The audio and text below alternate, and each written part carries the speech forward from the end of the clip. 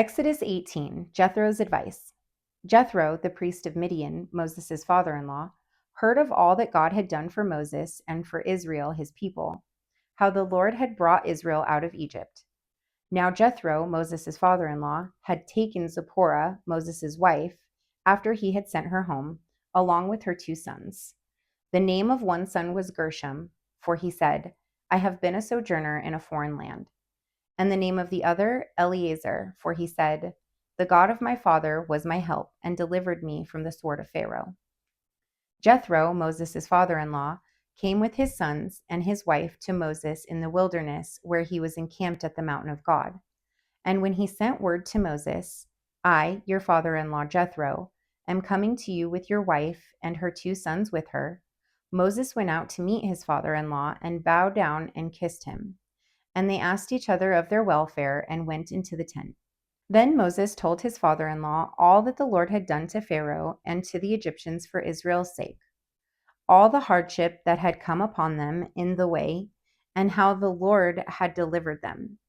And Jethro rejoiced for all the good the Lord had done to Israel, in that he had delivered them out of the hand of the Egyptians. Jethro said, Blessed be the Lord, who has delivered you out of the hand of the Egyptians and out of the hand of Pharaoh, and has delivered the people from under the hand of the Egyptians. Now I know that the Lord is greater than all gods, because in this affair he dealt arrogantly with the people.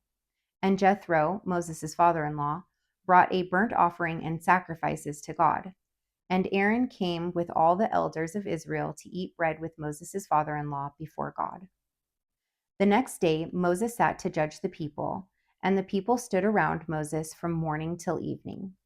When Moses' father-in-law saw all that he was doing for the people, he said, What is this that you are doing for the people? Why do you sit alone, and all the people stand around you from morning till evening? And Moses said to his father-in-law, Because the people come to me to inquire of God. When they have a dispute, they come to me, and I decide between one person and another. And I will make them know the statutes of God and his laws. Moses' father-in-law said to him, What you are doing is not good. You and the people with you will certainly wear yourselves out, for the thing is too heavy for you. You are not able to do it alone. Now obey my voice, and I will give you advice.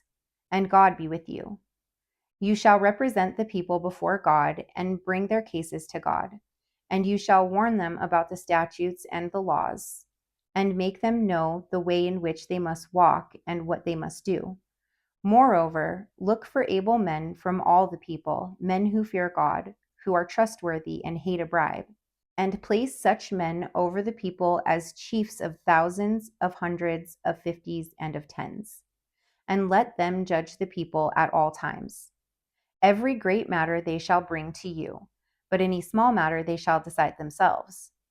So it will be easier for you, and they will bear the burden with you. If you do this, God will direct you. You will be able to endure, and all this people also will go to their place in peace. So Moses listened to the voice of his father-in-law and did all that he had said. Moses chose able men out of all of Israel and made them heads over the people, chiefs of thousands, of hundreds, of fifties, and of tens. And they judged the people at all times. Any hard cases they brought to Moses, but any small matter they decided themselves. Then Moses let his father-in-law depart, and he went away